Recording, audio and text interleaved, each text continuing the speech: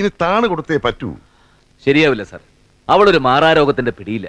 Ego, ഞാനെന്ന ഭാവം, DGPയുടെ മകളാണെന്നുള്ള complex, അത് ഓരോ നിമിഷവും അവളെ അടക്കി ഭരിച്ചോണ്ടിരിക്കുക. ഒരുതരം ഒഴിയാത്ത ധാർഷ്ട്യം പോലെ. അതിന് മരുന്നില്ല sir.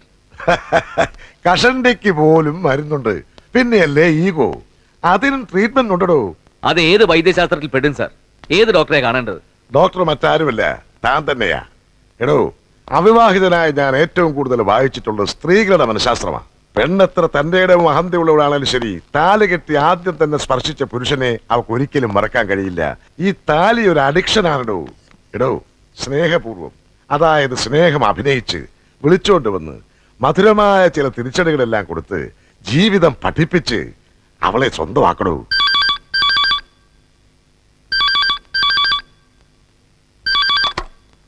Yes, DG here. Sir. Yes sir. ആ DGPയാ, തന്നെ വേണമെന്ന്. ഹലോ, സഞ്ജീവനാണ് സാർ. എന്താടോ സഞ്ജീവൻ, നമ്മൾ തമ്മിൽ പറഞ്ഞതൊക്കെ മറന്നുപോയോ താൻ? സാർ, ഗീതുവിന്റെ സ്വഭാവം എനിക്കറിയാം. പക്ഷെ എന്റെ മോള് വേദനിച്ചാൽ എനിക്ക് സഹിക്കാൻ കഴിയില്ലടോ. ആ ഫോണിൽ കൂടെ സംസാരിച്ചാലൊന്നും ശരിയാവില്ല. താൻ ഇങ്ങോട്ടൊന്ന് വരണം, ഉടനെ വരണം. റിക്വസ്റ്റ് ആണ്. എന്താ, വരില്ലേ? വരാൻ സാർ, ഉടനെ അങ്ങോട്ട് ചെല്ലാൻ.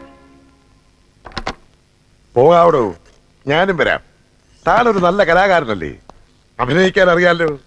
സഹോദരിമാരെ വെറുക്കുന്ന, അച്ഛനെ വേണ്ടെന്ന് വെക്കുന്ന, ഭാര്യയെ ഹൃദയതുല്യം സ്നേഹിക്കുന്ന ഒരു ഭർത്താവാകണോ. ദാമ്പത്യ ബന്ധമെന്നാൽ എന്താ? മഹാകവി കുട്ടമത്ത് പാടിയിട്ടുണ്ട്. ദാമ്പത്യബന്ധമാം പളുങ്കുപാത്രം ശില്പി വീഴുന്നൊരഗ്രത്തൊളിപ്പിച്ചു വെച്ചതാം, തട്ടരുത്, താഴേക്ക് വീഴരുത്, തകരരുത്, ഒട്ടൊക്കെ ശ്രദ്ധിക്ക പുരുഷാ നിൻവിധി. ദാമ്പത്യബന്ധമെന്നാൽ ഒരു പളുങ്കുപാത്രമാണ്. താഴെ വീണ് തകരാതിരിക്കാൻ പുരുഷനാണ് ശ്രദ്ധിക്കേണ്ടത്. മനസ്സിലായോ? ഓ, ഇനി കുട്ടമത്തങ്ങനെ പാടിയിട്ടുണ്ടോ എന്നായിരിക്കും തന്റെ ഒരു മുടിഞ്ഞ സംശയം. പാടൂ.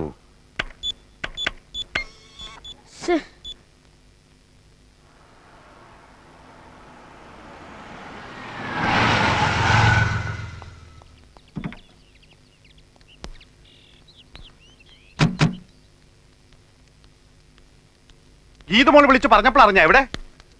സത്യമായിട്ടും അയാൾ നിന്നെ തല്ലിയോ മോളെ? റിയലി അങ്കിൾ, തല്ലി. തിരിച്ചവന്റെ മോന്തക്കെട്ട് രണ്ട് പെട കൊടുക്കാമായിരുന്നില്ലേ നിനക്ക്?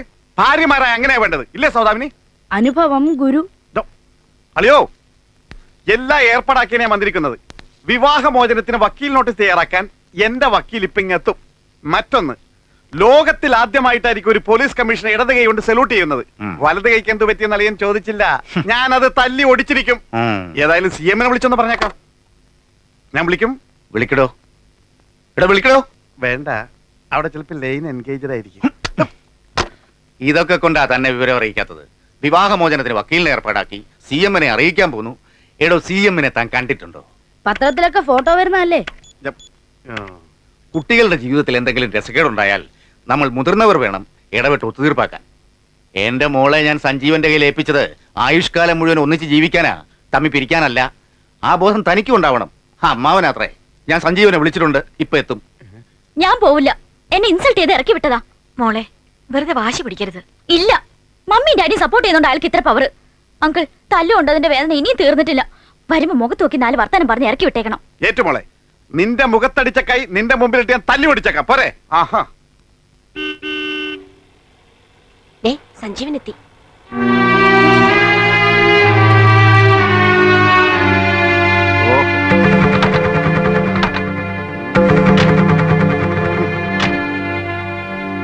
പറഞ്ഞൊക്കെ ഓർമ്മയുണ്ടല്ലോ. വെറുതെ IPS ആണ്, കമ്മീഷൻ ആണെന്നൊക്കെ പറഞ്ഞ കൊടുമുടി നിൽക്കാതെ താഴേക്ക് ഇറങ്ങണം, തറയാവണം. ഈ ഭർത്താവാകുന്നത് തന്നെ തറയാ, അതിലും തറയാവണം. നോക്ക്, അവളെയും കൊണ്ടേ ഇവിടുന്ന് ഇറങ്ങാവൂ.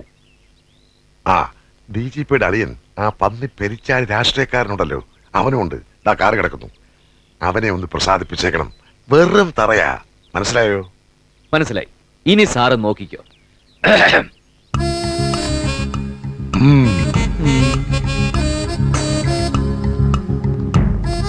ആ ഇരിക്കടോ, എടുക്കളെ. സഞ്ജീവൻ ഇരിക്കെ. എഴുന്നേൽക്ക്. എന്താ കുട്ടി കാട്ടണേ?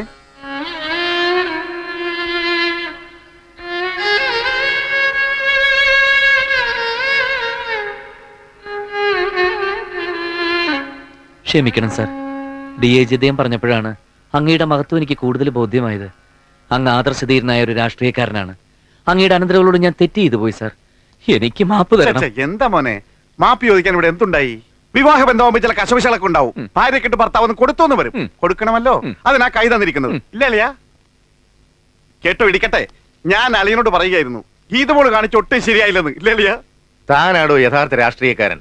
5 മിനിറ്റ് മുമ്പ് താൻ പറഞ്ഞതെന്തോന്നാ, ഇടത് കൊണ്ട് സല്യൂട്ട് ചെയ്യിക്കും, ഡൈവോഴ്സ്. അളിയൻ ഒരു മാതിരി ചൊറിയണ വർത്താനം പറയരുത്. കേട്ടോ ഇടിക്കട്ടെ, ഇടിക്കുള രണ്ടും ഒന്ന് തന്നെയാണ് മിസ്റ്റർ ഇടിക്കുളെ. ആ ഗീതുവിനെ വിവാഹം കഴിക്കുന്നതിന് മുമ്പ് സഞ്ജീവനെ എനിക്കറിയാം. ആ ഇരിക്കും മോനെ. വേണ്ട സാർ. അപ്പൊ ഞാൻ എന്താ പറഞ്ഞു നിർത്തിയ? മതി. ആ സഞ്ജീവനെ ഞാൻ വിളിപ്പിച്ചത്. ഒന്നും പറയണ്ട സാർ. സഞ്ജീവനെല്ലാം എന്നോട് പറഞ്ഞു. പുള്ളിക്ക് കുറ്റബോധമുണ്ട്. സാറിനെയും അങ്കിളിനെയും ഒറ്റയ്ക്ക് ഫേസ് ചെയ്യാൻ ഒരു മടി. അതുകൊണ്ടാണ് ഞാൻ കൂടെ പോകുന്നത്. ഗീതുവിന്റെ ഫ്രണ്ട്സിനോട് ഇൻഡിഫറന്റ് ആയിട്ട് എനിക്ക് എന്തൊക്കെയോ പറയേണ്ടി വന്നു. തെറ്റായി പോയിന്നറിയാം. ഗീതുവിന്റെ സ്ഥാനത്ത് മറ്റാരായിരുന്നാലും പോട്ടെ, ഇനി അതൊന്നും ആവർത്തിക്കില്ല അങ്കിൾ. ഗീതുവിനെ എന്നോടൊപ്പം അയക്കണം. കുറച്ചൊക്കെ തെറ്റ് നിന്റെ ഭാഗത്തും ഉണ്ടാവുമല്ലോ.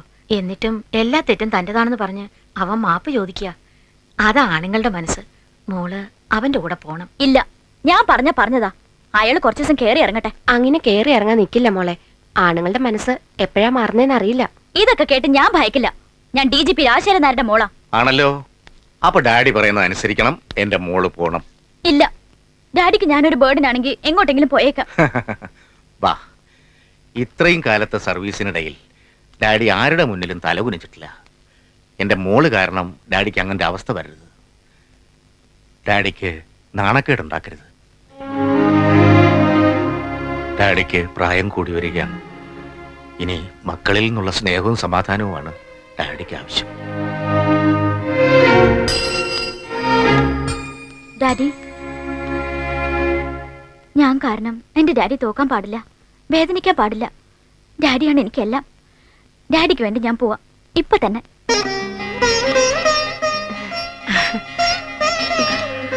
പക്ഷെ ഒരു കാര്യം, അവിടെ എന്തെങ്കിലും പ്രശ്നം ഉണ്ടായാൽ അപ്പം ഞാൻ ഡാഡി അറിയിക്കും. ഡാഡി വന്ന് എന്നെ കൂട്ടിക്കൊണ്ട് പോരണം. അല്ലെങ്കിൽ പിന്നെ എന്നെ ആരും കാണില്ല. ഒന്നും ഉണ്ടാവില്ല മോളെ. വാ. വെറുതെ മോൻ വിഷമിക്കണ്ടാട്ടാ. ശരി അങ്കിൾ. ആ സഞ്ജീവൻ, എന്റെ മോള് പിണക്കമെല്ലാം മറന്ന് തന്റെ കൂടെ വരികയാണ്. ഇനി നുള്ളിന്നും പിച്ചിന്നും ഒക്കെ പറഞ്ഞ് വഴക്കിടരുത്. Okay, open a new file. കമ്മീഷണറെ, പത്തിയും മടക്കി വരുമെന്ന് എനിക്ക് അറിയാമായിരുന്നു. ഇനി എന്നെ ഭരിക്കാന്ന് കരുതണ്ട. അതാ പെണ്ണിന്റെ മിടുക്ക്. എടി DGPയുടെ മോളെ, ഇനിയാണ് സഞ്ജീവന്റെ യഥാർത്ഥ മുഖം നീ കാണാൻ പോണത്. എന്റെ കണ്ടകശിനി തീർന്നു, ഇനി നിന്റെ കണ്ടകശിനി ആടി. മോള് സമാധാനമായിട്ട് പൊയ്ക്കോ. അങ്കിളിന്റെ എല്ലാ അനുഗ്രഹം ഉണ്ടാവും. സഞ്ജീവനെ വേദനിപ്പിക്കല്ലേ മോളെ.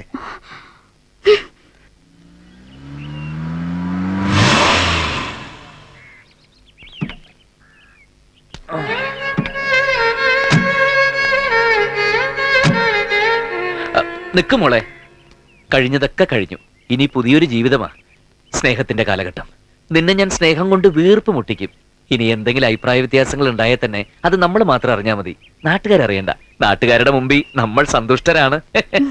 വലതുകാലി വെച്ച് കയറിക്കോ മോളെ.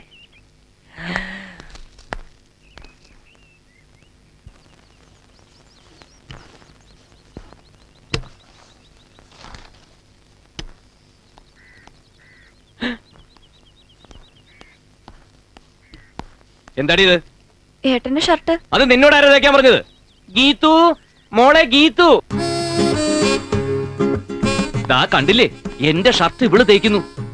ഞാനിപ്പോ വന്നത് എന്ത് ഭാഗ്യം. ഭർത്താവിന്റെ ഷർട്ട് അലക്കുക, തേക്കുക, അടുക്കളയിൽ കയറി ചോറും കറിയൊക്കെ വെക്കുക, ഇതൊക്കെ ഭാര്യയുടെ മാത്രം അവകാശങ്ങളാണ്. സഹോദരിമാരും അച്ഛനൊക്കെ അവരവരുടെ സ്ഥാനത്ത് നിന്നാ മതി. വെറുതെ അമിത സ്വാതന്ത്ര്യത്തിന്റെ ഭാര്യയുടെ മനസ്സോ ശോഭിച്ചാലുണ്ടല്ലോ. നിങ്ങൾക്കൊന്നും അടുക്കളയിൽ വേറെ പണിയില്ലേ? കുട്ട, ഷർട്ട് തേച്ചോളൂ.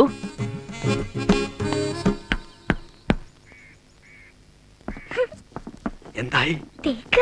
തേച്ച് കൊളാക്കുവോ? IPSന്റെ പുതിയ ഭരണപരിഷ്കാരം എത്ര കാലത്തേക്കാണാവോ? ഇതാ ചുളുക്കുണ്ടോ നോക്ക്. നമ്മുടെ ജീവിതത്തിലെ ചുളുക്ക് വീണില്ലേ കുട്ടാ. നമുക്കതൊന്ന് തേച്ച് ശരിപ്പെടുത്തിയെടുക്കണം. പല കുറി കരയുമ്പോൾ ചിരിക്കാൻ പഠിക്കും എന്ന് പറഞ്ഞ പോലെ പല കുറി തേക്കുമ്പോൾ തേക്കാൻ പഠിക്കും. അടുക്കളയിൽ ആരുമില്ലേ? ബ്രേക്ക്ഫാസ്റ്റ് റെഡിയായോ? ഇതാകുന്നു. എന്താ ഇതിനൊക്കെ ഇത്ര താമസം? ഇനി മുതൽ കാര്യങ്ങൾ മണിയായിട്ട് കിടക്കണം.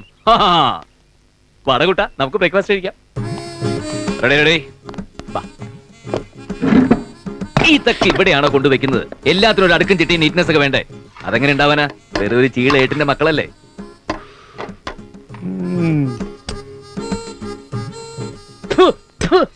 എന്താ ഈ പടച്ചു വെച്ചിരിക്കുന്നത്? അരി ഉഴുന്നു അരച്ച് ആവിയിൽ വെച്ച് ഇഡ്ഡലിയാവൂ? ആപ്പൂപ്പയാണോ കഴിക്കാൻ വന്നിരിക്കുന്നത്? കമ്മീഷണർ, DGPയുടെ മോള്, അതൊക്കെ ഓർക്കണ്ടേ? ഒട്ടും ശരിയായില്ലല്ലേ? നന്നായിട്ടുണ്ട്. ആണോ? എങ്കിൽ കഴിച്ചോ. പിള്ളേരെന്തേ നോക്കിയേക്കുന്നത്? ഏട്ടത്തേക്ക് ബുൾസൈ കൊടുക്ക്. എനിക്ക് വേണ്ട എന്ന് പറഞ്ഞാ പറ്റില്ല. ആഹാരത്തിന് മുൻപും പിൻപും ബുൾസൈ കഴിച്ചിരിക്കണം. നിന്റെ മുഖത്തെന്താടാ ഒരു വാട്ടം? എന്റെ മുഖം ഇങ്ങനെയൊക്കെ തന്നെയാ. എന്ന് നീ മാത്രം പറഞ്ഞാ മതിയോ? കാര്യമായ വാട്ടമുണ്ട് സാവിത്രി. നാളെ മുതൽ ഏട്ടത്തേക്ക് പശുവിൻ പാലിൽ ബദാം ചേർത്ത് കൊടുക്കണം. ഏട്ടാ ഇവിടെ കവർപ്പാലേ കിട്ടൂ. പോരാ, പശുവും പാല് തന്നെ കൊടുക്കണം. മർമ്മം പോയി മേടിച്ചോണ്ട് വരട്ടെ. കസർത്തല്ലാതെ വേറെ എന്തെങ്കിലും ജോലി വേണമല്ലോ. ഒരു DGPയുടെ മോളുടെ പടുതിയെ.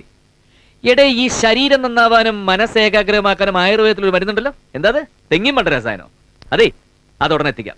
എനിക്കൊന്നും വേണ്ട. അയ്യോ, വെറുതെ എന്നെ കൊണ്ട് പൈസ ചിലവാക്കിണ്ടെന്ന് വെച്ചിട്ടല്ലേ എന്റെ ഭാര്യയുടെ ആരോഗ്യം നോക്കി കഴിഞ്ഞിട്ട് മതി എനിക്ക് സമ്പാദ്യം. നീ ഇനി ജോലി ഒന്നും ചെയ്യണ്ട. വല്ല വീക്കിലിയും വായിച്ചിരുന്നാ മതി. ടയേർഡാവുമ്പോ കിടന്നുറങ്ങിക്കോ. പിന്നെ കുറച്ച് റെസ്റ്റ് എടുത്തിട്ട് വീണ്ടും കിടന്നുറങ്ങിക്കോ. എന്നിട്ടും ബോറടിക്കണെങ്കിൽ TV സീരിയൽ കണ്ടോ. നേരത്തെ പറഞ്ഞു ഭർത്താവിന്റെ തുണി അലക്കുന്നതും അടുക്കളയിൽ കയറി പാചകം ചെയ്യുന്നതൊക്കെ ഭാര്യയുടെ അവകാശമാണ്. ഇപ്പൊ പറയുന്ന ഒന്നും ചെയ്യണ്ടാന്ന്. ഇതിലേതാ? അയ്യോ, ഞാൻ അങ്ങനെയൊക്കെ പറഞ്ഞു നേരത്തെ. എങ്കിലും അതൊക്കെ വിട്ടേക്ക്. നീ ഇനി ഒന്നും ചെയ്യണ്ട.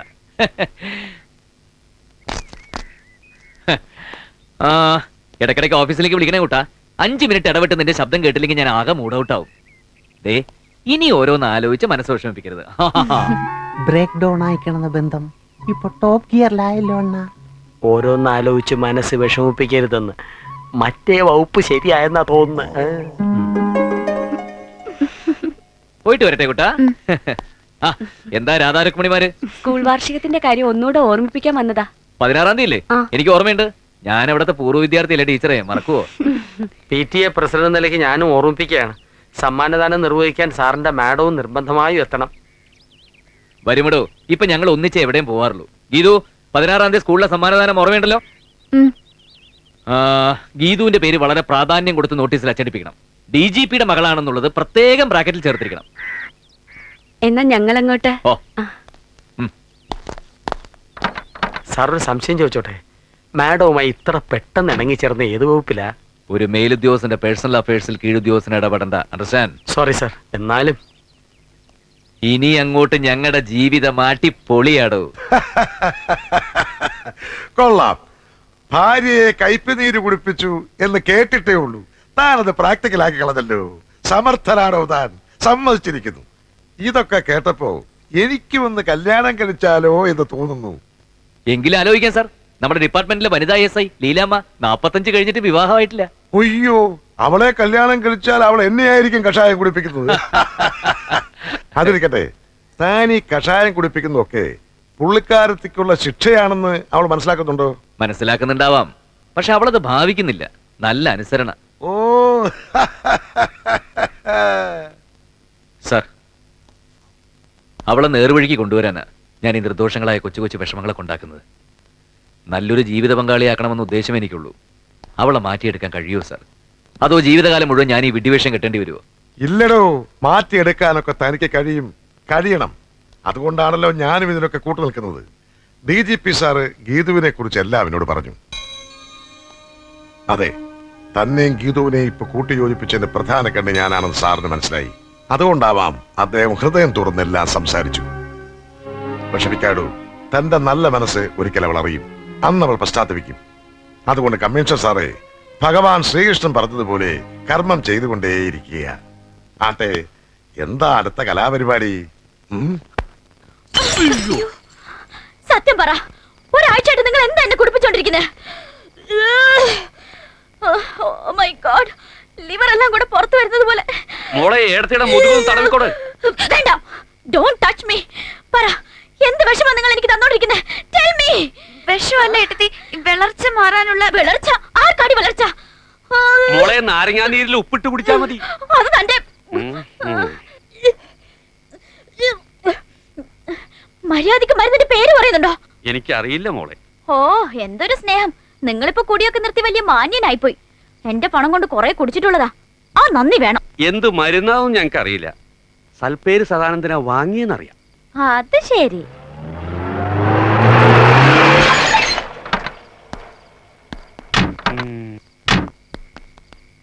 നിക്കടവിടെ. തന്നോടാ പറഞ്ഞ നിക്കാൻ. മാഡം എന്നെ വിളിച്ചോ? വിളിച്ചു.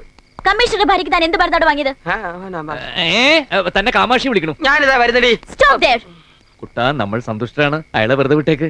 പോണ്ട. എന്താണ് വാങ്ങിയത്? കമ്മീഷണറുടെ വൈഫും DGPയുടെ മകളുമാണ് ചോദിക്കുന്നത്. നാളെ കെട്ടിപ്പറക്കി കാസർഗോഡേക്ക് പോണെങ്കിൽ പറയണോ? രക്തദൂഷ്യം കൊണ്ട് ചൊറിയും ചിരങ്ങും വരുന്നവർക്ക് കൊടുക്കുന്ന ഉത്തമ ആയുർവേദ ഉൽപ്പന്നമായ വേപ്പിൻപെട്ട കഷായമാണ് മാഡത്തിന് തന്നത്.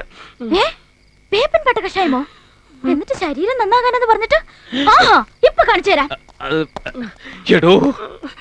സാർ, 2 ഭാര്യമാരെയും അവരിൽ എനിക്കുണ്ടായ 7 മക്കളെ ഒരേ മേൽക്കൂരയിൽ ഒരേ നുകത്തിക്കെട്ടി പൊട്ടിത്തെറികളും പൊട്ടലും ചീറ്റലുമില്ല ശാന്തമായി കുടുംബം മുന്നോട്ട് നയിക്കുന്നുകൊണ്ടാണ് നാട്ടുകാരനെ സൽപ്പേര് സദാനത്തിന് വിളിക്കുന്നത്. ആ സൽപ്പേരിനെ ദുഷ്പേര് കേൾപ്പിക്കരുത് സാർ.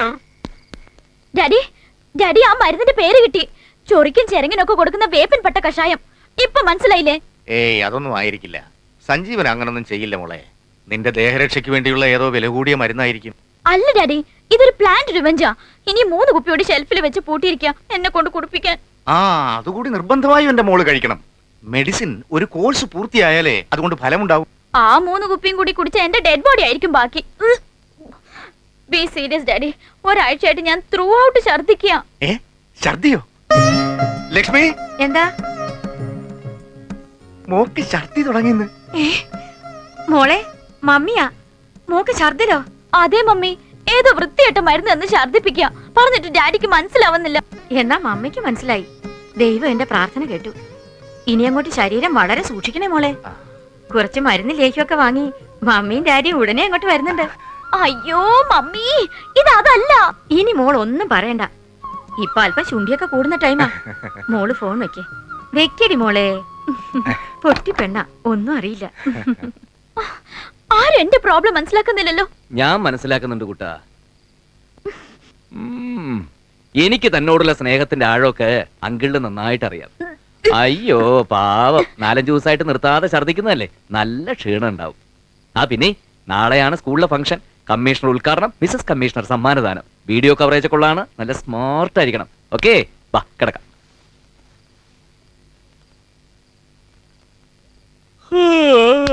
ഇങ്ങനെ കിടന്നാ ശരിയാവില്ല.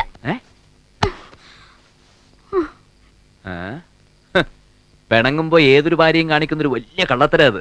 ചില വായി നോക്കി ഭർത്താക്കന്മാര് പുറകെ ചെല്ലും. എനിക്ക് നല്ല കൺട്രോളാ. കുറെ ദിവസം നീ ഇങ്ങനെ തന്നെ കിടക്കും.